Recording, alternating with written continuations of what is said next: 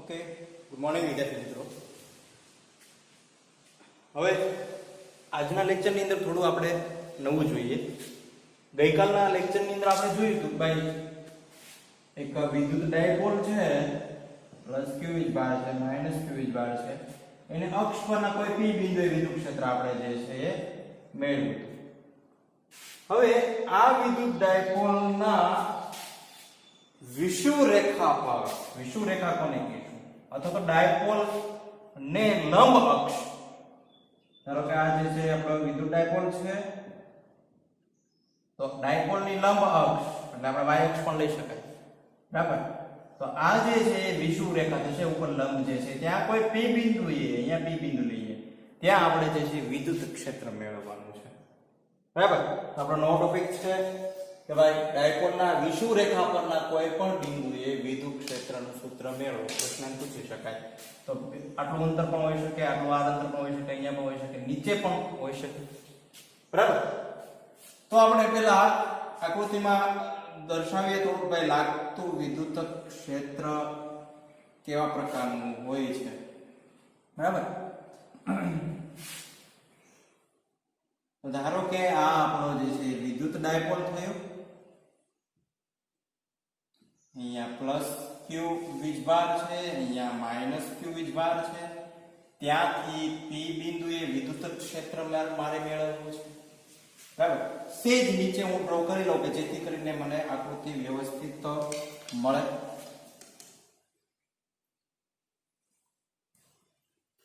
બરાબર. આ જે છે આપણો પ્લસ q વીજભાર છે, અહીંયા માઈનસ q વીજભાર છે, ત્યાંથી લંબ અંતર એટલે કે અહીંયા ધારો કે અહીંયા p બિંદુ છે, તો આ p બિંદુએ વિદ્યુત ક્ષેત્ર મેળવવું છે. તો કોના વડે મળશે એટલે વિદ્યુત ક્ષેત્ર? એક તો પ્લસ q બિંદુ વિદ્યુતભાર વડે પણ મળશે અને માઈનસ q બિંદુ વિદ્યુતભાર વડે પણ મળશે. તો આવી રીતે દર્શાવી દો. પ્લસ q બિંદુ વિદ્યુતભાર અહીંયા છે, બહાર આવતી દિશામાં છે, તો લાગતું વિદ્યુત ક્ષેત્ર કઈ બાજુ છે? ઉપરની દિશામાં. અને અહીંયા જે છે એ માઈનસ q વીજભાર છે, તો લાગતું વિદ્યુત બળ કઈ બાજુ છે? અંદરની બાજુ છે. હું એ તમને દર્શાવી દઉં થોડુંક વધારે. તો અહીંયા જે છે એ પ્લસ q બિંદુવત વીજભાર એમના વડે લાગતું બળ E પ્લસ q, સોરી વિદ્યુત ક્ષેત્ર, અને માઈનસ q બિંદુવત વીજભાર નું વિદ્યુત ક્ષેત્ર આ બાજુ છે, બરાબર. તો અહીંયા દર્શાવી દઉં E માઈનસ q. એમનું પરિણામી વિદ્યુત ક્ષેત્ર કયું મળશે મને? તો પરિણામી વિદ્યુત ક્ષેત્ર આ બાજુ મને કંઈક મળશે.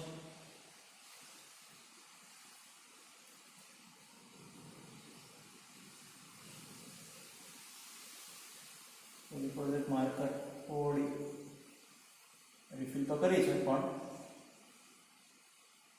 ચાલતી નથી.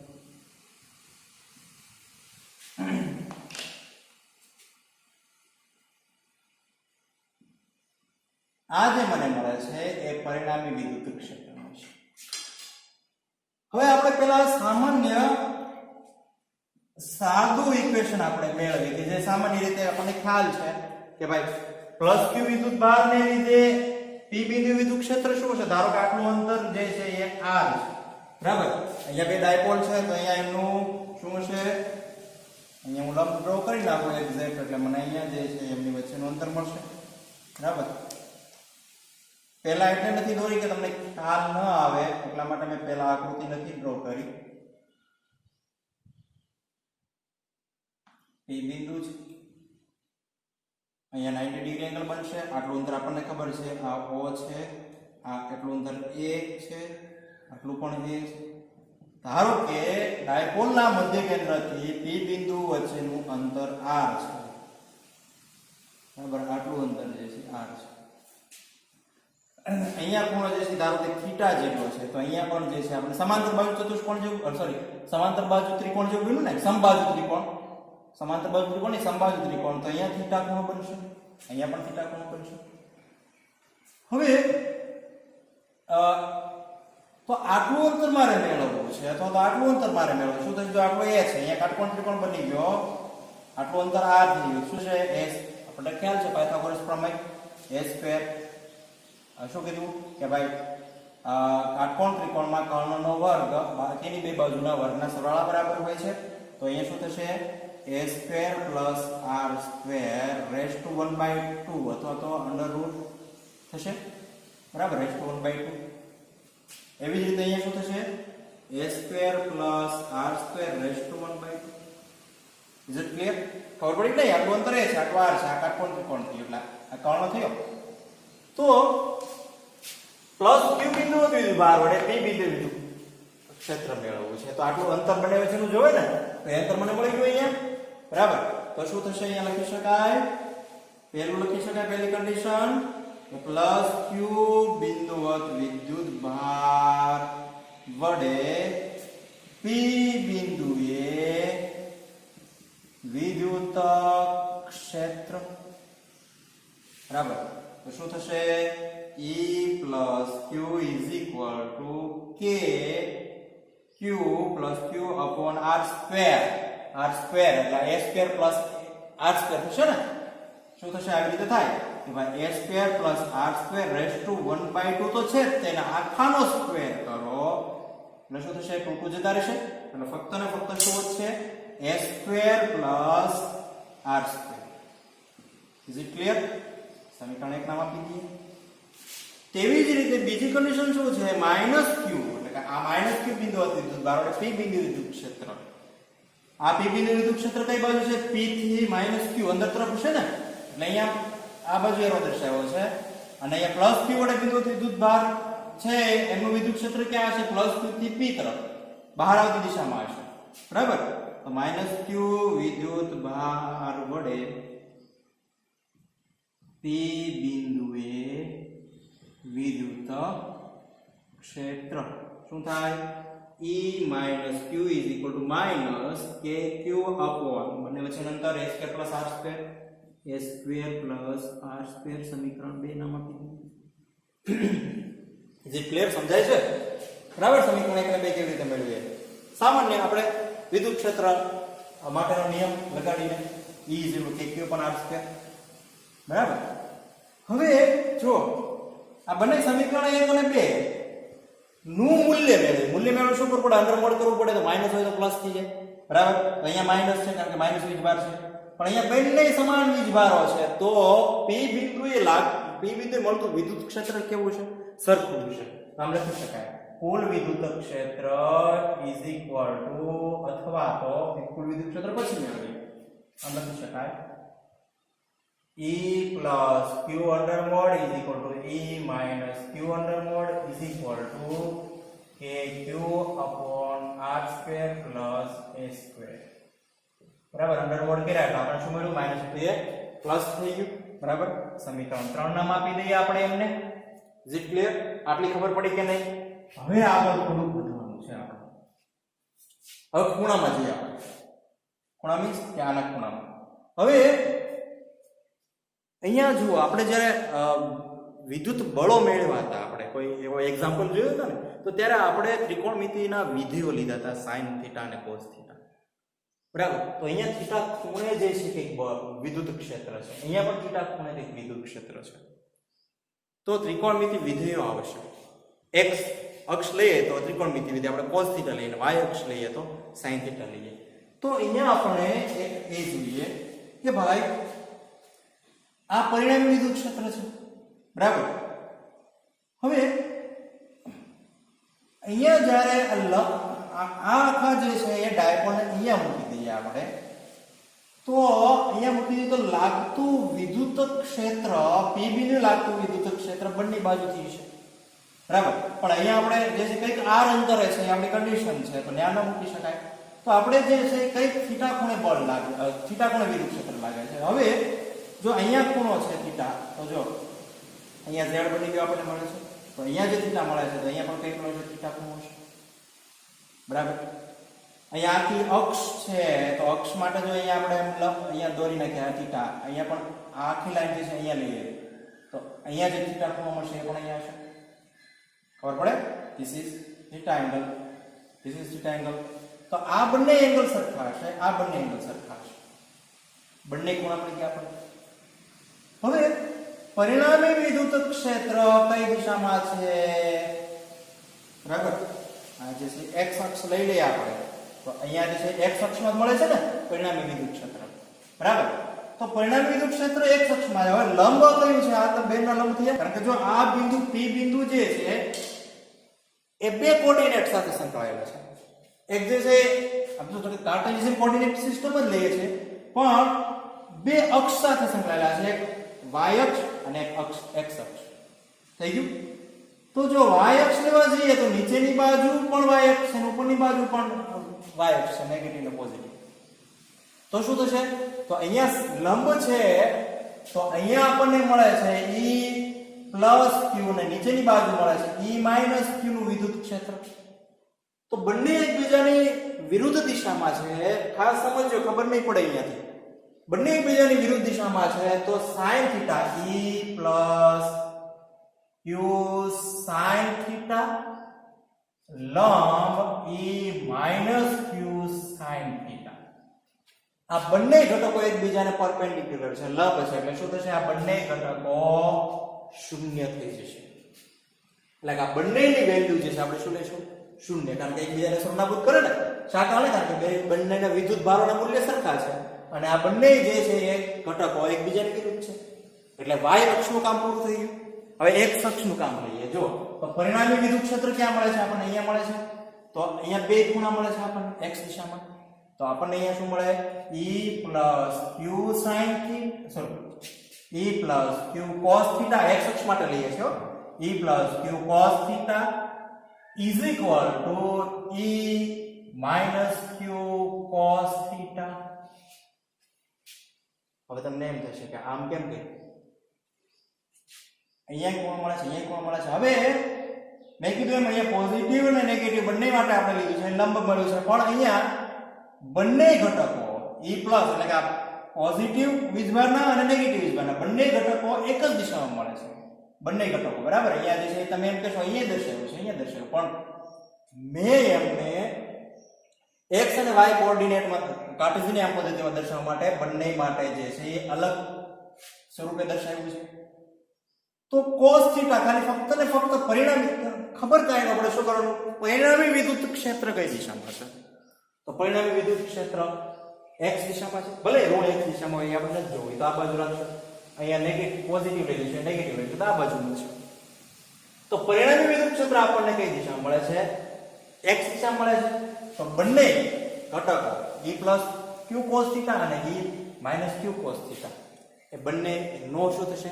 સરવાળો થશે. અને આ બંને જે છે એક સરખા છે. તેથી આપણે આગળ જે વધીએ તો cos θ માટે જે છે E cos θ અને E વિદ્યુતભાર માટે આ બંને આપણને વિદ્યુતભાર, કુલ વિદ્યુતભાર શું મળે? તેથી આપણે લખી શકાય P બિંદુએ, તેથી P બિંદુએ કુલ વિદ્યુત ક્ષેત્ર, કુલ વિદ્યુતભારની કુલ વિદ્યુત ક્ષેત્ર E. તેથી E ઇઝ ઇક્વલ ટુ શું થાય? આ બંનેનો સરવાળો E q cos θ plus E q cos θ.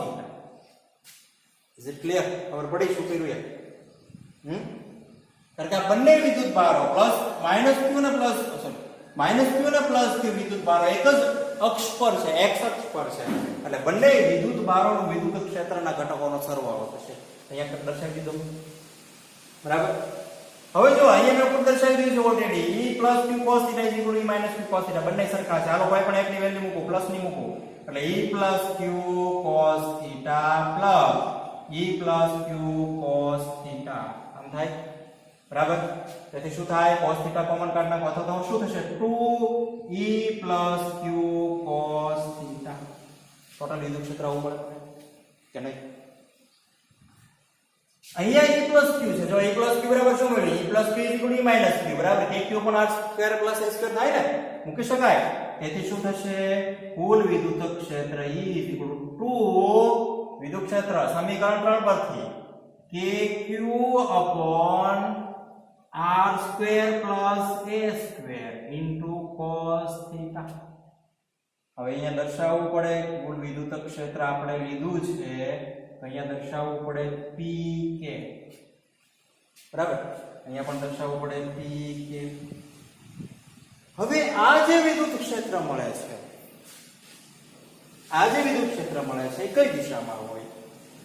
તો જો આપણે આ દિશામાં મળ્યું તો વિદ્યુત ડાયપોલ મોમેન્ટ કઈ દિશામાં હોય? Negative to positive. એટલે વિદ્યુત ડાયપોલ મોમેન્ટ આ દિશામાં છે બરાબર. અહીંયા થોડું બહાર લઈ લો.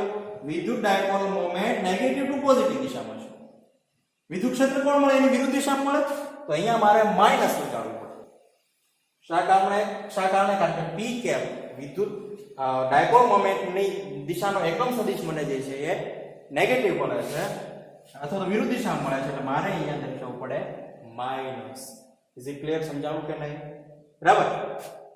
આટલી ખબર પડી બરાબર. ફક્ત cos θ ઘટક મેળવો. cos θ ના બંને ઘટકોનો સરવાળો કરવો આપણે, કારણ કે એક જ દિશામાં છે એટલે બંનેનો સરવાળો થશે. વિરુદ્ધ દિશામાં હોત તો બાદબાકી થાત. એ આપણે જે છે અહીંયા કર્યું છે એટલે શૂન્ય થઈ ગયું એ બંનેનો સરવાળો બરાબર. આમ કરી શકાય e sin θ માઈનસ અહીંયા પણ કરી શકાય બરાબર.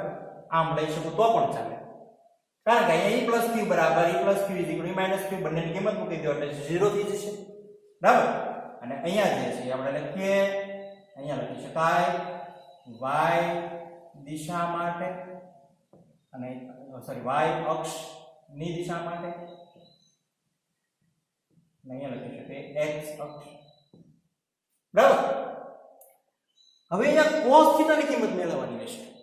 બહુ ઈઝી છે. cos θ જો અહીંયા θ ખૂણો આપણને મળેલો છે તો cos θ અહીંયા લગાડો. cos θ પાસેની બાજુ છેદમાં કર્ણ, sin હોય તો સામેની દિશા બરાબર. અહીંયા cos θ પાસેની બાજુ કોણ છે? a, બાજુમાં કર્ણ એટલે a² plus r² = 1/2. તેથી અહીંયા લખી શકાય પરંતુ cos θ = 3 આકૃતિ પરથી પાસેની બાજુ a ના છેદમાં કર્ણ શું મળે છે? a² plus r² = 1/2. બરાબર પડી? કિંમત મૂકી દઈએ આપણે બરાબર. તેથી વિદ્યુત ક્ષેત્ર E = -2kq upon r² plus a² તો છે જ તે આપણી પાસે. cos θ ની કિંમત મૂકો a upon a² plus અથવા તો r² લખી નાખો. r² plus a² = 1/2 અંડર રૂટમાં બરાબર 1/2. ખબર પડી કે નહીં? આ સીધી કિંમત મૂકી દીધી ઇન્ટુ હજી બાકી રીજુ બાકી રહે pk. અહીંયા રેસ્ટ 1 છે કાઈ નથી એટલે અહીંયા રેસ્ટ 1/2 છે. બંનેનો શું છે? આધાર સરખો ઘાતનો સરવાળો એટલે 1 + 1/2 એટલે શું થાય? 3/2 બરાબર. એટલે લખી શકાય આજે આગળ -2kq a ના છેદમાં r² plus a² = 3/2. Is it clear? ખબર પડી કે નહીં? બરાબર. સાદું રૂપ છે સામાન્ય ઇન્ટુ p કેપ. હવે સેમ અક્ષ માટે લીધું હતું આપણે કે અહીંયા r greater than a હોવાથી, એટલે કે અહીંયા r greater than a હોવાથી બંને કન્ડિશન આપણે r greater than a હોવાથી r² ની સાપેક્ષ હોવાથી a² અવગણ થાય નથી ના. કોઈ જગ્યાનો પ્રોબ્લેમ છે એટલે a² ને અવગણ શું થાય? નવું સમીકરણ મળે મને. વિદ્યુત ક્ષેત્ર E = -2k થોડુંક વ્યવસ્થિત લખી નાખું 2aq * k ના છેદમાં r² = 3/2pk. થાય કે નહીં? કારણ કે a² શું કર્યું? ગણી નાખ્યું. આને અંદર પૂરી નાખો એટલે 2 × 3/2 ટૂંકું જતા રહેશે એટલે શું વધે? ફક્ત ને ફક્ત r³ એટલે r³ આગળ વધીએ. 2aq શું મળે? ડાયપોલ મોમેન્ટ P લખી શકાય, બરાબર. તેથી વિદ્યુત ક્ષેત્ર માઇનસ P K અથવા તો KP વડે રાખીએ, અથવા તો KP K = 1/4πε0 upon R Q P K સમીકરણ મળે છે 1 2 3 4. સમીકરણ ચોથું મળે છે, આમ પણ લખી શકાય, અથવા E = 1/4πε0 P upon R cube into P આમ પણ લખી શકાય, બરાબર. કેની કિંમત મેં એડ કરેલી છે ફક્ત, બીજું કાંઈ નથી. તો આ જે સમીકરણ મળે છે ખાસ અગત્યનું સમીકરણ મળે છે વિષુવ રેખા પર કોઈ પણ બિંદુએ વિદ્યુત ક્ષેત્ર મેળવવા માટેનું સમીકરણ. હવે જો હું આગળનું જે લઈ લો, આ મને મળે છે વિષુવ રેખા પરના બિંદુએ વિદ્યુત ક્ષેત્ર, બરાબર. હવે બીજું તમને દર્શાવો આગળનો ટોપિક, ડાયપોલની અક્ષ પરના બિંદુએ વિદ્યુત ક્ષેત્ર. અક્ષ પરના બિંદુએ વિદ્યુત ક્ષેત્ર શું મેળવ્યું? E is equal to 2kp upon r cube into p caret. આવું મેળવ્યું ને? બંનેની કમ્પેરિઝન કરવી છે એટલા માટે તમને અહીંયા દર્શાવ્યું છે. જો અહીંયા માઈનસ આપણે ઘડી કાઉન્ટ નથી લેતા, અહીંયા ખાલી kp, એટલે કે જ્યારે વિષુવ રેખા પર જ્યારે તમે વિદ્યુત ક્ષેત્ર મેળવો ત્યારે તમને અહીંયા 2 નથી આવતું, બાકી બધા પદ આવે છે. અને ડાયપોલની અક્ષ પર જ્યારે વિદ્યુત ક્ષેત્ર મેળવો ત્યારે 2 આવે છે. તો એનો મીનિંગ શું થાય કે અક્ષ પરના જો વિદ્યુત ક્ષેત્ર અક્ષ પર જે છે એ વિષુવ રેખા પરના કોઈ પણ બિંદુએ પરના વિદ્યુત ક્ષેત્ર કરતા 2 ગણું હોય છે. ક્યાં? કે ભાઈ અહીંયા અક્ષ પર હું વિદ્યુત ક્ષેત્ર કોઈ P બિંદુએ વિદ્યુત ક્ષેત્ર મેળવું તો અહીંયા મને જે મળતું વિદ્યુત ક્ષેત્ર કેવું હોય છે? આના કરતા 2 ગણું. એટલે અહીંયા છે 2kp/r3, બરાબર. એટલે હંમેશા જ્યારે MCQ પૂછાય ખાસ અગત્યનું છે કે ભાઈ MCQ ની અંદર આપણને આઈડિયા આવી જવો જોઈએ. તો એક જ સમીકરણ તમે જ્યારે મેળવો, બરાબર, kp/r3, તો તમને ઘણી વખત MCQ ની અંદર 2 હોય ઓપ્શન આપેલા, તો 2 વખત એક્ઝામ્પલ ગણવા ન જવાનું હોય, બરાબર. એક જ વખત ગણો એટલે શું મળે તમને? દાખલા તરીકે અક્ષ પર કીધું છે તો તમને 2 ગણું મળ્યું, ને વિષુવ રેખા પર કીધું તો ભાંગા 2 કરી નાખો એટલે અહીંયા અડધું મળશે, અહીંયા જેટલું મળે એટલું અહીંયા અડધું મળશે, બરાબર. અક્ષ પર તમને જે છે 10 મળ્યું હોય વિદ્યુત ક્ષેત્ર, તો અહીંયા જે છે તમને ન્યૂટન પર કુલમ વિદ્યુત ક્ષેત્ર એકમ બોલો જોઈએ. 10 મળ્યું હોય તો અહીંયા તમને જે છે 5 મળશે, બરાબર, વિષુવ રેખા પર. અહીંયા તમને જે છે એ 5 મળ્યું, સોરી નવા સાથે લઈએ આપણે, આ બીજે એક્ઝામ્પલ લઈએ. અહીંયા તમને જે છે એ દાખલા તરીકે 20 મળ્યું હોય, બરાબર, વિદ્યુત ક્ષેત્ર E = 20 ન્યૂટન પર કુલમ મળ્યું હોય, તો અહીંયા જે છે એનાથી ડબલ 40 ન્યૂટન પર કુલમ મળશે. ખબર પડી ગઈ? તો આપણે જે છે એ એક્સરસાઇઝ ની અંદર જે છે એ ખાસ ઉપયોગી થશે. અને આમ જોવા જઈએ તો 3 માર્ક્સ ની અંદર પૂછી શકાય એવી થિયરી છે ને બહુ ઈઝી છે. એટલે નથી ખાલી એક cos θ ઘટક લઈ લેવાનો, બાકીનો તો શૂન્ય થઈ જાય, બરાબર. ને બંનેનો સરવાળો કરી નાખો, બંને ઘટકોનો કુલ વિદ્યુત ક્ષેત્ર મૂકી દો એટલે આપણને જે છે સમીકરણ મળશે, બરાબર. તો આશા રાખું છું તમને સમજાણું હશે, બરાબર. હા, બીજો તમને પ્રશ્ન એ થાય ભાઈ નીચે હોય તો શું થાય, બરાબર.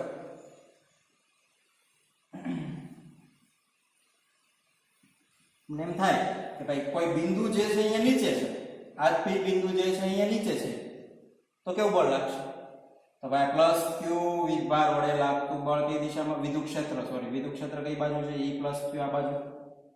માઈનસ q વડે વિદ્યુત ક્ષેત્ર કઈ બાજુ છે? અંદરની બાજુ છે, એટલે E - q. પરિણામી વિદ્યુત ક્ષેત્ર આ બાજુ મળે E, બરાબર.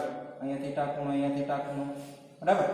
તો ઉપરનો જે ત્રિકોણ છે સીધો ઊંધો થઈ જવાનો છે, એટલે અહીંયા પણ આપણને જે છે વિદ્યુત ક્ષેત્ર આ જ મળશે, 2kp, સોરી kp/r3, બરાબર. તો એવી જ રીતે અક્ષ માટે જેમ P આ બાજુ લીધું છે એ બાજુ આ બાજુ પણ લઈ શકાય, બરાબર. તો સમજાવું છું તમને, જોજો, ખબર ન પડે તો અને ન ખબર પડે તો પૂછજો. અગત્યના ક્વેશ્ચન છે અક્ષ પર અને વિષુવવૃત્ત રેખા પર ના બિંદુઓ માટે વિદ્યુત ક્ષેત્ર, અને સમીકરણ પણ ખાસ અગત્યના છે. એટલે આઈએમપી ટોપિક્સ કહી શકાય. આની પછીનો પણ ડાયપોલ વાળો પણ આઈએમપી ટોપિક્સ છે. એટલે આ યુનિટની અંદર ઝાઝા બધા ક્વેશ્ચન છે જે તમને ખૂબ જ ઉપયોગી થશે. બરાબર છે? ઓકે, મહેનત કરજો.